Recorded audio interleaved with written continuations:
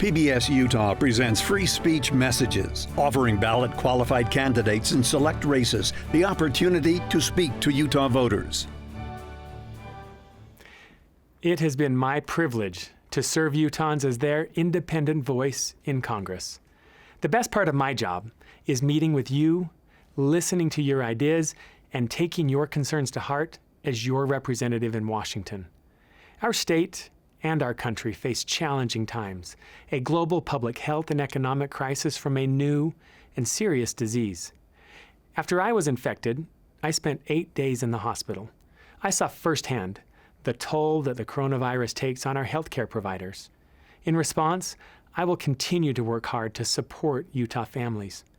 I voted for emergency funding for individuals, hospitals, food banks, schools, and small businesses. I've fought to protect access to healthcare coverage, especially for those with pre-existing conditions. I voted for a law that is helping to lower the cost of prescription drugs and for a small business loan program that helped nearly 800,000 Utahns keep getting paid during the economic shutdown. With unprecedented amounts of money going out the door, I have been a strong advocate for oversight, pushing for an independent watchdog to follow the money and for government to disclose who's getting it. With kids online, now more than ever, online safety is a top priority. As a parent, the threats that my kids are exposed to every time they go online frightens me. That's why I passed a measure to fight online child pornography and human trafficking. I'm pushing to give parents more tools to protect their kids online. Parents are the first line of defense against the online predators who increasingly target our children.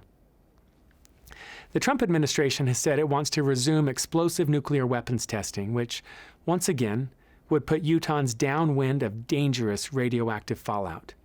Thousands of Utahns still suffer the consequences. We must never go down that path again. In this year's defense bills, I blocked funding for both test site preparations and weapons testing. I'm also fighting to ensure compensation goes to all the Utahns who were injured by a federal government that lied and covered up the harm it inflicted on its own citizens. I'm proud to be someone who will work with both parties to get things done, but I'm not afraid to stand alone if that's what's in the best interest of hardworking Utah families. I will continue to be a common sense, independent voice for the citizens of Utah's 4th Congressional District, and I ask for your vote this election.